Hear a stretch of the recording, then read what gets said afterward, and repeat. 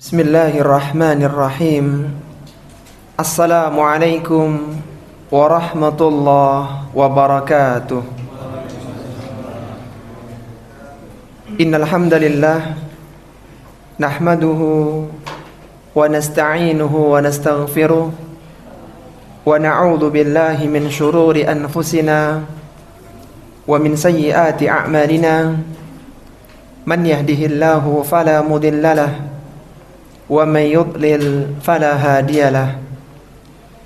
Wa ashhadu an la ilaha illallah wahdahu la syarikalah wa ashhadu anna Muhammadan abduhu wa rasuluhu amma ba'du. Para ikhwan dan akhwat rahimani wa rahimakumullah, alhamdulillah kita senantiasa bersyukur kepada Allah Subhanahu wa taala atas berbagai kenikmatan yang Allah anugerahkan kepada kita. Diberikannya kesehatan, rasa aman, dan taufik sehingga kita bisa duduk bersama di majelis ilmu yang mulia.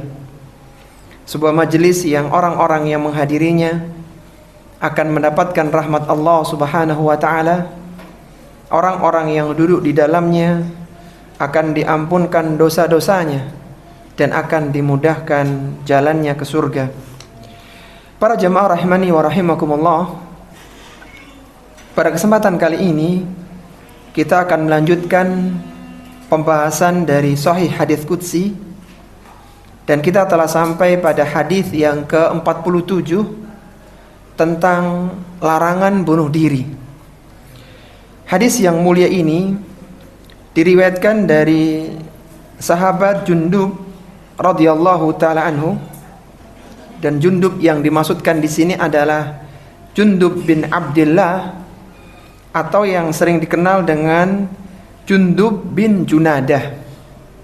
Jundub bin Junadah bin Sufyan bin Ubaid bin Haram bin Ghifar, yang mana ibunya bernama Ramlah binti Al-Waqi'ah dari Bani Ghifar bin Mulail. Dan sahabat yang mulia ini, Jundub bin Abdillah atau Jundub bin Junadah, lebih terkenal dengan kunyahnya Abu Dzar. Karena dia berasal dari Bani Ghifar, maka beliau pun mendapatkan gelar Al-Ghifari. Jadi kalau antum mendapatkan dalam hadis Abu Dzar Al-Ghifari, maka nama aslinya adalah Jundub bin Abdillah atau Jundub bin Junadah. Abu Dzar Al-Ghifari ini adalah orang yang awal-awal masuk Islam. Bahkan disebutkan dalam Syiar A'lamin Nubala karya Al-Imam Az-Zahabi rahimahullahu taala, Abu Dzar Al-Ghifari atau Jundub bin Abdillah Jundub bin Junadah adalah orang yang kelima masuk Islam. Yang pertama masuk Islam dari kalangan laki-laki adalah Abu Bakar As-Siddiq, yang kelimanya Abu Dzar Al-Ghifari atau Jundub bin Abdillah tadi, yang keenamnya Abdullah bin Mas'ud, dan beberapa sahabat-sahabat yang lain. Abu Dzar Al-Ghifari atau Jundub bin Abdillah adalah seorang yang berasal dari Bani Ghifar. Bani Ghifar ini terletak antara Mekah dan Madinah. Jadi sebuah wilayah antara Makkah dan Madinah. Dan kebiasaan orang-orang Bani Ghifar adalah menghadang, membegal kafilah dagang. Termasuk yang memiliki kebiasaan itu adalah Jundub bin Abdillah itu. Bahkan Jundub bin Abdillah atau Abu Dzar Al-Ghifari itu kalau membegal kafilah dagang sendirian dia. Sendirian. Jadi orang-orang yang kita tahu ya, penduduk Makkah, orang-orang Quraisy rata-rata itu profesinya pedagang. Mereka jual dan beli Syam, Yaman. Jadi lewat jalan gitu, lewat jalan. Salah satunya adalah wilayahnya Bani Ghifar. Dan di situ beberapa kafilah dagang itu dibegal. Salah satunya adalah yang sempat melakukan itu adalah Abu Dzar Al-Ghifari atau Jundub bin Junadah. Ketika masuk Islam, Abu Dzar Al-Ghifari ini dia diperintahkan oleh Nabi SAW untuk kembali ke kaumnya, bukan tinggal di Mekah. Jadi balik ke kaumnya di Ghifar, dan melalui dakwahnya Abu Dzar Al-Ghifari, karena dia orang-orang awal, maka dua bani besar, dua kabilah besar itu masuk Islam, yaitu kaumnya sendiri Bani Ghifar dan tetangganya yaitu Bani Aslam. Jadi melalui dakwahnya Abu Dzar Al-Ghifari, dua kabilah itu masuk ke dalam agama Islam. Dan Abu Dzar Al-Ghifari orang yang pertama kali mengucapkan salam kepada Rasulullah sallallahu alaihi wasallam, karena beliau ketika datang menemui Nabi maka beliau mengucapkan salam. Rasulullah sallallahu alaihi wasallam ketika hijrah ke Madinah, maka Abu Dzar Al-Ghifari belum bisa ikut hijrah. Jadi Abu Dzar ketika Islam menyatakan keislamannya, orang kelima masuk Islam. Kemudian Abdullah bin Mas'ud orang yang keenam. Abdullah bin Mas'ud masuk Islam melalui melihat mukjizat Nabi bersama Abu Bakar yang bisa menjadikan domba itu tiba-tiba mengeluarkan susu dan langsung kembali seperti semula di waktu yang sama. Kemudian Abdullah bin Mas'ud menyatakan keislamannya. Dia adalah awalnya seorang pengembala domba, kemudian belajar agama sampai jadi ulama tafsir. Abdullah bin Mas'ud radhiyallahu ta'ala anhu. Adapun Abu Dzar Al-Ghifari setelah Islam kembali ke kampungnya. Dia pulang ke Bani Ghifar, berdakwah kepada mereka sampai ketika Rasulullah hijrah di tahun 1 Hijriyah dari Mekah ke Madinah. Abu Dzar belum bisa ikut hijrah, masih berada di kampungnya sampai terjadi perang Badar, sampai terjadi perang Uhud.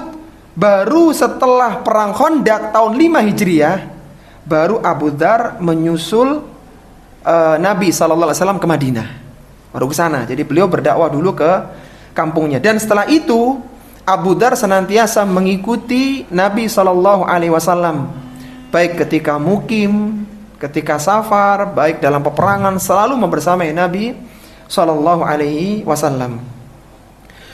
Abu Dzar Al-Ghifari setelah wafatnya Nabi SAW tahun 11 Hijriah, jadi tahun kelima kan menyusul Nabi ke Madinah.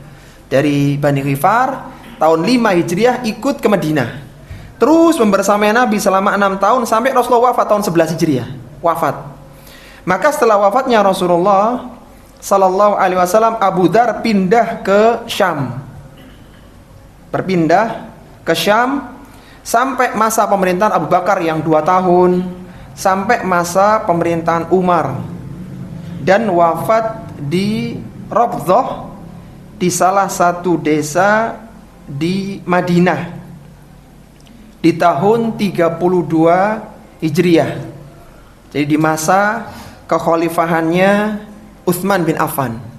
Karena Abu Bakar itu kekhalifahannya 2 tahun, 11 sampai 13. Umar 10 tahun, 13 sampai 23. Kemudian Utsman 12 tahun, dari mulai 23 sampai wafat tahun 35 Hijriah.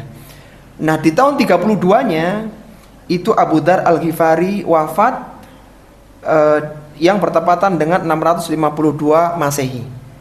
Jenazahnya Abu Dzar Al-Ghifari disolatkan oleh Abdullah bin Mas'ud. Yang ikut solat itu Abdullah bin Mas'ud, dan tidak lama Abdullah bin Mas'ud pun wafat di Madinah. Jadi Abu Dzar Al-Ghifari orang kelima masuk Islam, anaknya Abdullah bin Mas'ud, sehingga tahun keislamannya sama. Dan tahun wafatnya Abu Dzar tahun 32 Hijriah. Setelah itu Abdullah bin Mas'ud pun wafat di tahun yang sama. Jadi Abu Dzar dan Abdullah bin Mas'ud orang yang keislamannya sama dan wafatnya pun relatif sama, di tahun 32 Hijriah, dan dimakamkan di Madinah di pekuburan Baqi. Dan Abu Dzar Al-Ghifari radhiyallahu ta'ala anhu adalah orang yang tidak pernah menyimpan harta mau yang banyak maupun sedikit, ya, sampai-sampai ketika wafat di rumahnya tidak memiliki kain yang bisa untuk mengkafani jenazahnya. Jadi beliau sibuk dengan dakwah, bagaimana mengajak orang ke dalam agama Islam, dan tidak memiliki harta, sampai untuk beli kain kafan saja itu tidak ada. Abu Dzar Al-Ghifari telah meriwayatkan hadis Nabi SAW sebanyak 281 hadis. Salah satunya, ya, dari 281 itu adalah hadis yang akan kita pelajari di kesempatan pagi hari ini. Tapi kita bacakan hadisnya ya. Itu kita murojaah singkat tentang bagaimana biografi Jundub bin Abdillah atau Jundub bin Junadah yang berjuluk Abu Dzar Al-Ghifari. Diriwayatkan dari Jundub radhiyallahu taala anhu, qala, dia berkata, qala Rasulullah sallallahu alaihi wasallam. Rasulullah sallallahu alaihi wasallam bersabda, kana fi man kana qablakum rajulun bihi jurhun. Dahulu di antara orang-orang sebelum kalian ada seorang laki-laki yang terluka. Fajazi'a fa'akhadha sikinan. Dia terluka hingga dia putus asa. Fa'akhadha sikinan, kemudian dia mengambil pisau. Faharra biha, lalu dia potong urat nadi. Faharra biha yadau, dia potong urat nadi yang ada di tangannya. Fama qara'ad dam hatta mata, dan darah terus mengalir dari tangannya sampai akhirnya dia meninggal dunia. Qala Allah Ta'ala, lalu Allah Subhanahu wa taala berfirman, inilah hadis qudsinya, badaroni abdi binafsihi, hambaku telah mendahului diriku. Haramtu alaihil jannah, maka aku mengharamkan baginya surga. Hadis ini adalah hadis yang muttafaqun alaih, disepakati kesahihannya oleh Al-Imam Al-Bukhari dan Al-Imam Muslim. Al-Imam Al-Bukhari meriwayatkan hadis ini nomor 3463 dan lafaz ini milik Bukhari.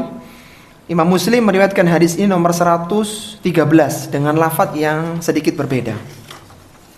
Dari hadis yang mulia ini, para jamaah rahimani wa rahimakumullah, kita bisa mengeluarkan 3 faedah yang sangat berharga. 3 faedah yang sangat berharga. Yang pertama, hendaknya bersabar ketika sakit. Hendaknya bersabar ketika sakit. Hendaknya bersabar ketika sakit. Pelajaran yang pertama ini terambil dari bagian awal hadis, kana fi man kana qablakum rajulun bihi jurhun fajazi'a. Dahulu di antara orang-orang sebelum kalian ada seorang laki-laki yang terluka, fajazi'a, dan dia putus asa dengan lukanya. Yang dimaksud dengan orang-orang sebelum kalian menurut pendapat ulama-ulama ahlu syurah, pendapat para pensyarah hadis, yaitu orang-orang di kalangan Bani Israel. Itu maksudnya. Karena sering ya disebut orang-orang sebelum kita, kalau tidak ditakyid dengan kelompok tertentu, maka rata-rata maksudnya adalah orang-orang Bani Israel, orang-orang Ahlul Kitab. Dia merasa kesakitan, dia tidak sabar dengan sakitnya yang dideritanya sampai dia berputus asa. Disebutkan dalam riwayat yang lain, dia melukai tangannya, kalau dalam hadis tadi kan dengan pisau ya, kalau di riwayat yang lain itu dengan anak panah. Dari riwayat yang lainnya dari Jundub bin Junadah juga disebutkan dalam riwayat yang lain, kata Nabi SAW dalam hadis yang muttafaqun alaih, inna rajulan mimman kana qablakum kharajat bihi qarhatun.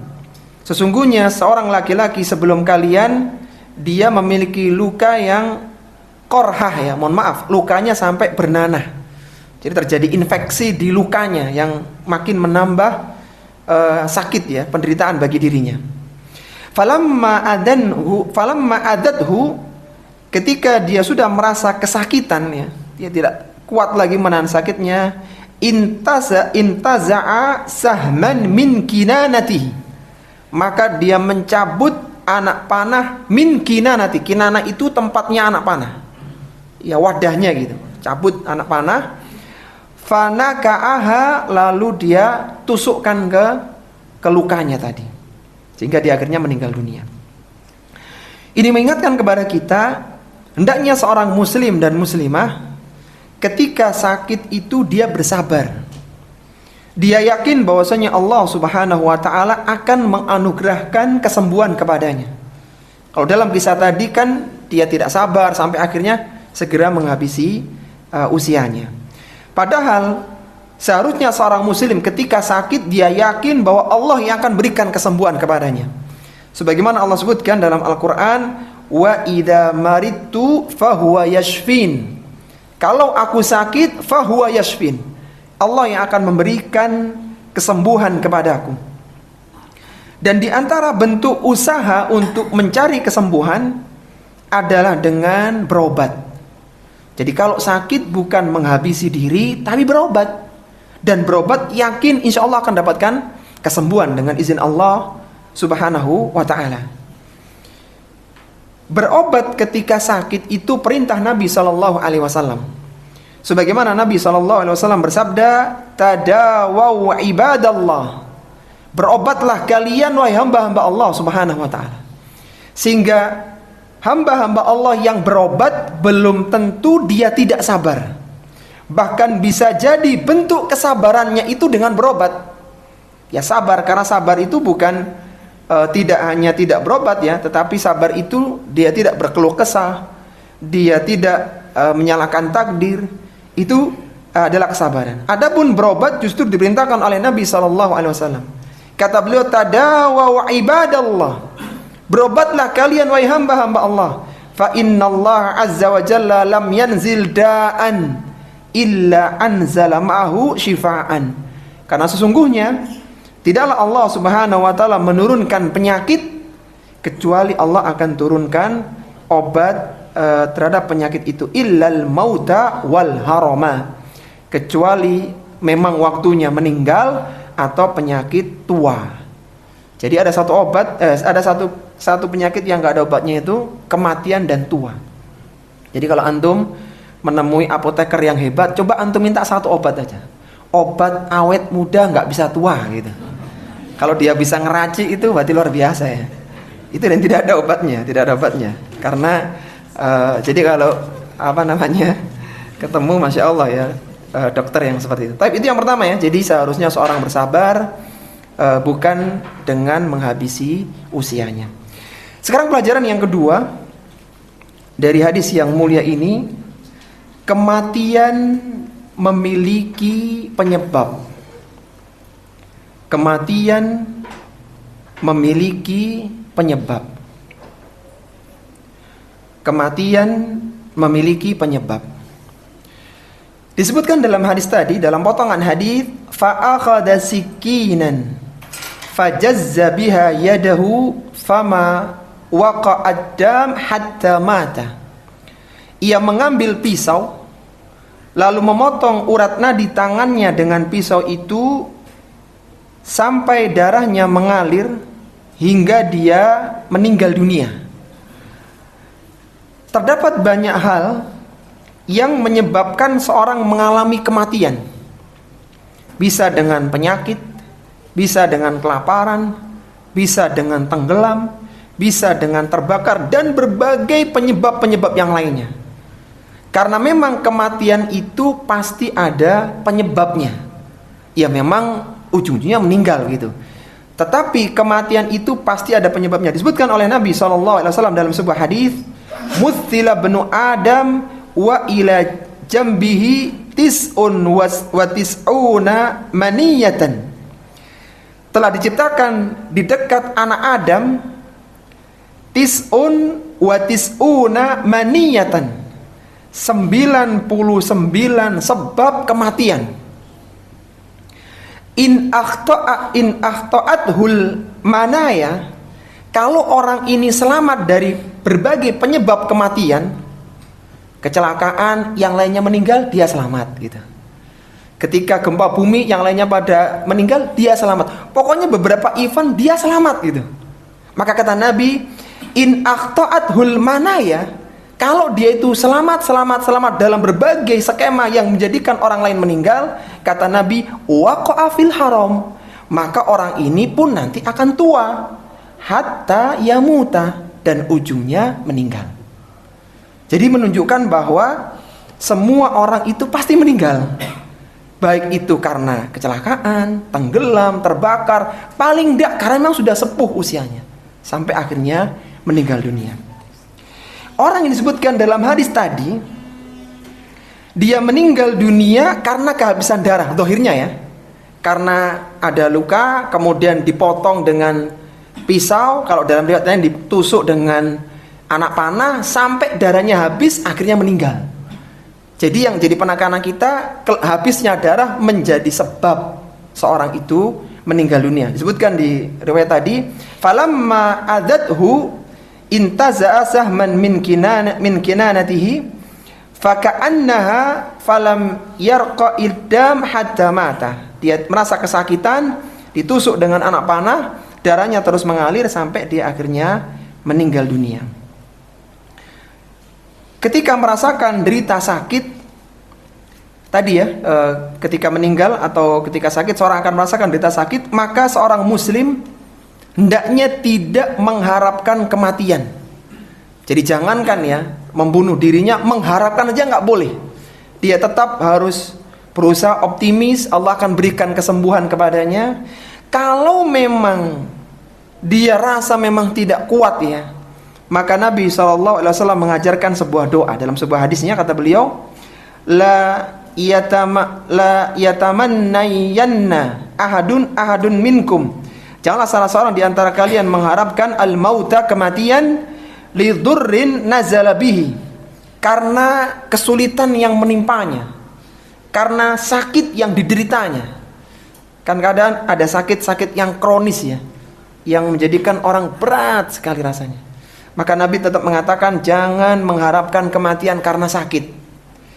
Fa in kana labudda mutamanniyan lil mauti, kalau dia terpaksa sudah, dokter sudah memvonis, ahli medis sudah memvonis, ini kayaknya udah nggak bisa dipertahankan, udah terpaksa banget, falyakul kata Nabi, maka baca doa ini, Allahumma ahyini man kanatil haya'u khairan li.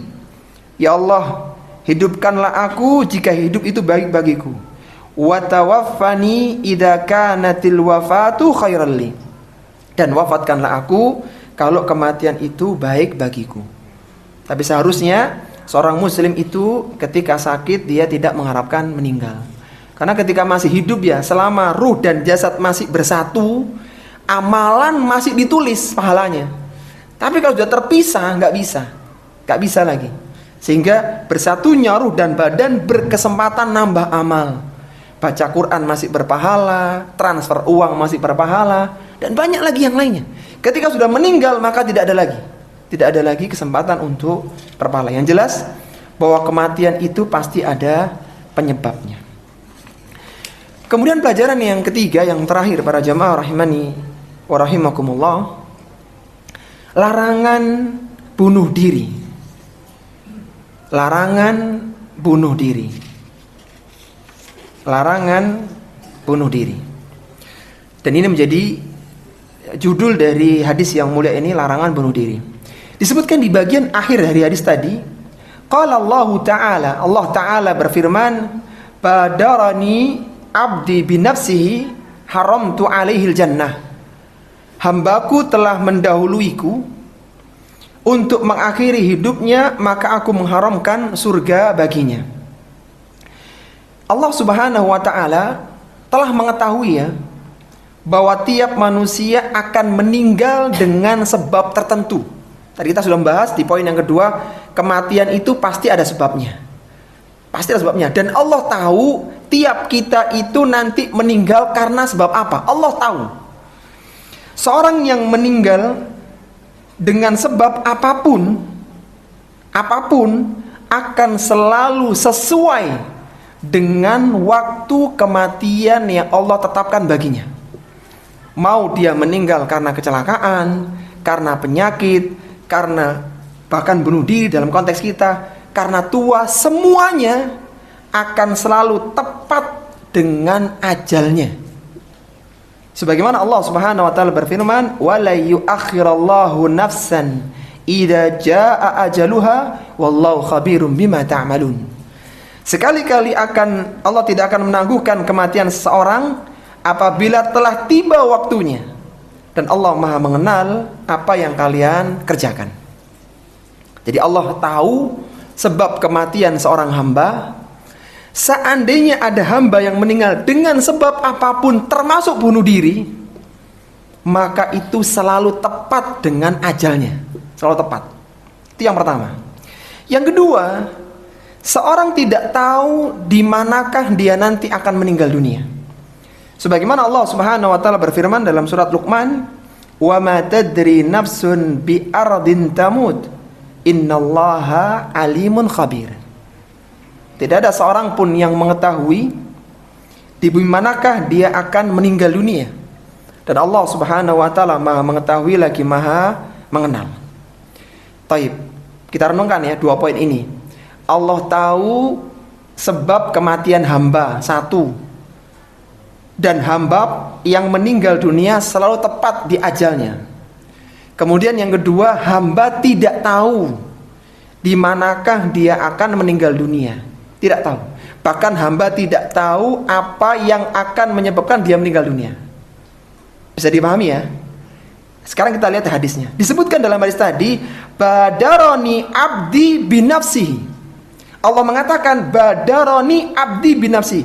Hambaku mendahuluiku dengan mengakhiri hidupnya. Apa maksudnya? Kan tadi kita sebutkan bahwa setiap hamba yang meninggal itu selalu pas dengan takdirnya, dengan ajalnya. Kok hadis ini menyebutkan badaroni abdi binafsi?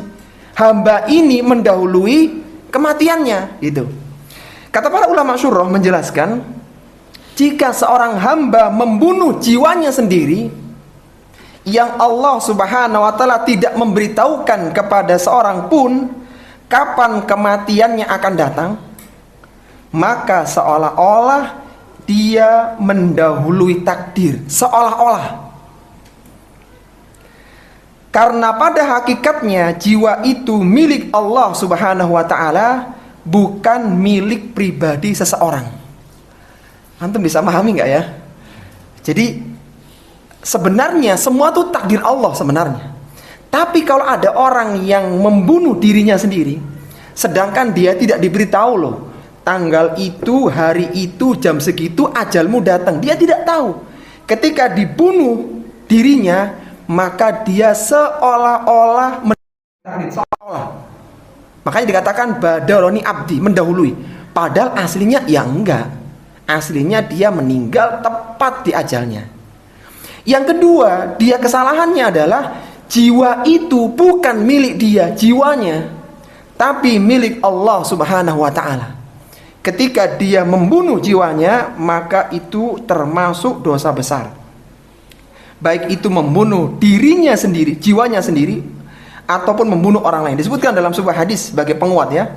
Kata Nabi SAW, al-kabairu al-isyraku billahi wa uququl walidaini wa qatlun nafsi wal yaminul ghamus. Dosa besar ada 4: syirik kepada Allah Subhanahu wa taala, durhaka kepada kedua orang tua, wa qatlun nafsi, membunuh jiwa orang lain. Kenapa membunuh jiwa orang itu termasuk kabair? Karena jiwa itu milik Allah Subhanahu wa taala. Wal yaminul ghamus, dan yang keempatnya adalah sumpah yang palsu. Taib, karena bunuh diri itu dilarang ya, karena tadi itu jiwa itu bukan milik dia tapi milik Allah Subhanahu wa taala. Dan kalau orang itu membunuh dirinya maka seolah-olah dia mendahului takdir, maka orang yang membunuh dirinya diancam dengan ancaman yang berat. Dan bunuh diri sebenarnya tidak menyelesaikan masalah, karena setelah kehidupan dunia masih ada kehidupan akhirat. Meninggal dunia hanyalah perpindahan dari kehidupan dunia masuk ke kehidupan akhirat. Dia selesai mungkin dari tekanan permasalahan dunia, tapi masih harus terkena masalah di akhirat. Sehingga bunuh diri tidak menyelesaikan masalah, justru nambah masalah. Disebutkan dalam sebuah hadis, innal qabra awwalu manazilil akhirah. Sesungguhnya alam kubur merupakan tempat pertama dari kehidupan akhirat. Fa innaja minhu fama ba'dau aisara minhu. Barang siapa yang di alam kuburnya dia selamat, maka fase setelahnya, setelah alam kubur berarti ada kebangkitan, ada hari kiamat, mahsyar, maka setelahnya akan lebih mudah. Fa in lam yanju minhu, kalau di kuburannya aja enggak selamat, fama ba'dahu asyaddu minhu, niscaya fase setelahnya pasti lebih berat lagi. Qala Rasulullah sallallahu alaihi wasallam, Rasulullah sallallahu alaihi wasallam bersabda, ma ra'aitu manzaran qat illa wa qabru afdha'u minhu. Aku tidak pernah melihat satu pemandangan yang lebih mengerikan daripada pemandangan di alam kubur. Jadi tadi kalau kita lihat konteks orang yang bunuh diri, kan rata-rata kan masalah ya. Orang bunuh diri rata-rata punya masalah gitu. Dia lari dari masalah dunia. Justru kata Nabi, aku tidak melihat satu pemandangan yang mengerikan daripada kuburan, alam kubur. Dia masuk di masalah lebih mengerikan lagi. Sehingga bunuh diri bukan menyelesaikan masalah, menambah masalah dan lebih berat lagi daripada masalah dunianya. Seharusnya dia sakit berobat, dia tawakal kepada Allah, seharusnya begitu. Orang yang bunuh diri ini karena dia ini tadi ya disebut oleh Allah mendahului takdir, meskipun pada hakikatnya tidak sebenarnya, dengan penjelasan tadi, maka dia diancam dengan siksaan neraka jahanam karena dia membunuh atau menghabisi sesuatu yang bukan haknya, itu jiwanya itu bukan milik dia tapi milik Allah Subhanahu wa taala. Disebutkan oleh Nabi sallallahu alaihi wasallam, man taradda min jabalin, barang siapa yang bunuh diri dengan melemparkan diri dari gunung, jadi loncat dari tempat ketinggian, faqatala nafsahu, sampai akhirnya meninggal, fahuwa finnari jahannam, maka dia akan dimasukkan ke dalam neraka jahanam. Yataradda fihi khalidan mukhaladan fiha abadan. Dia ketika masuk neraka jahanam, dia akan melemparkan dirinya ke dalamnya selama-lamanya. Jadi melemparkan lagi, naik lagi, melemparkan lagi, seperti itu. Wa man tahassa summan faqatala nafsahu, barang siapa yang meminum racun sampai akhirnya dia meninggal, fasummuhu fi yadi, dan racunnya ada di tangannya, yatahassahu finnari jahannam khalidan mukhalladan fiha abadan, maka dia pun akan meminum racun itu di neraka jahanam, diminum lagi.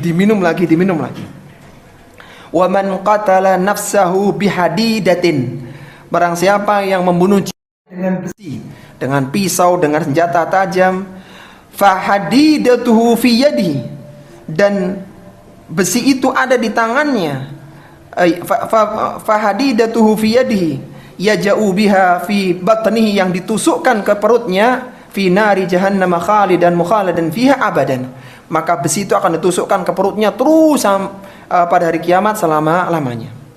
Maka disebutkan dalam riwayat yang lainnya dari Thabit bin Ad-Dhahhak, man qatala bi syai'in, barang siapa yang membunuh dirinya dengan sesuatu, melemparkan diri dengan besi, gantung diri, nabrak di rel kereta api, berbagai cara yang lainnya, kata Nabi, udziba bihi fi nari jahannam, dia akan disiksa dengan cara itu di neraka jahanam.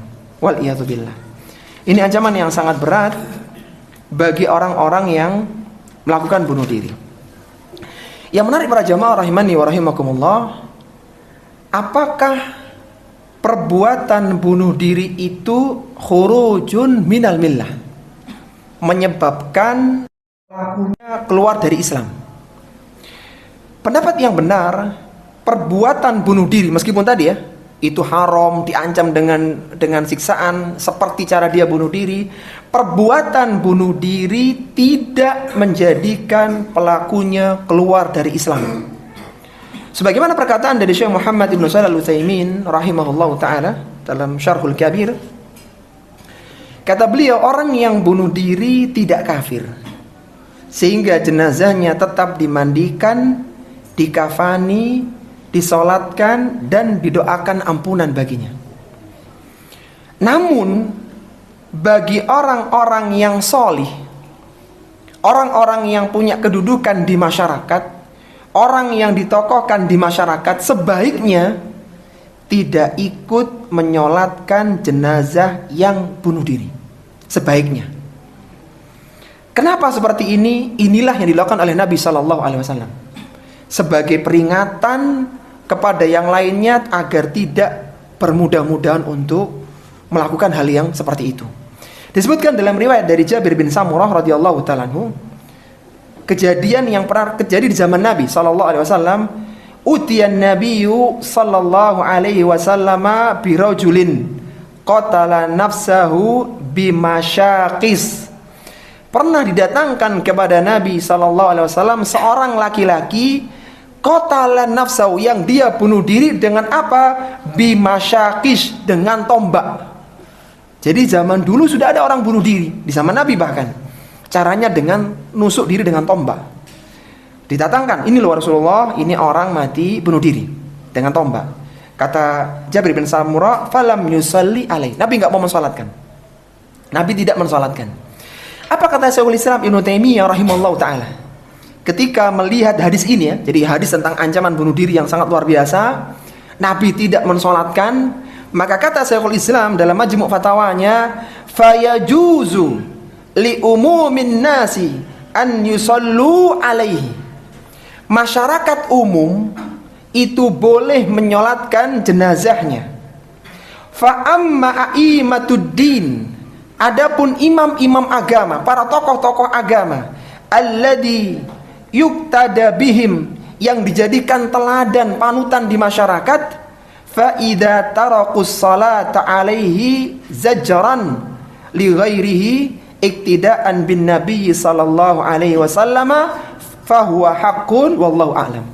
Kata Syekhul Islam Ibnu Taimiyah rahimahullah taala, adapun orang-orang yang memiliki kedudukan di masyarakat, ulama, ustadz ya, tokoh-tokoh masyarakat, tokoh-tokoh agama, seandainya mereka ini meninggalkan sholat jenazah, tidak ikut menyolatkan jenazah, sebagai peringatan untuk yang lainnya, untuk mengikuti yang dilakukan oleh Nabi juga, fahuwa hakun, maka dia benar. Wallahu a'lam, dan Allah yang lebih mengetahuinya. Jadi kembali lagi dalam penjelasan bahwa bunuh diri dosa besar. Orang yang bunuh diri itu diancam dengan siksaan seperti cara bunuh dirinya, tetapi dia masih muslim, dia tidak kafir pelakunya, sehingga masih diproses dengan proses yang umum di kalangan kaum muslimin. Masyarakat umum boleh menyolatinya, tapi ahlul ilm, ahli agama sebaiknya tidak ikut. Tidak ikut. Karena untuk pelajaran bahwa orang ini meninggal dalam kondisi dosa besar. Dan ingat, rahimakumullah, hendaknya seorang muslim dan muslimah menyayangi jiwanya. Karena Allah Subhanahu wa taala pun sangat sayang dengan kita.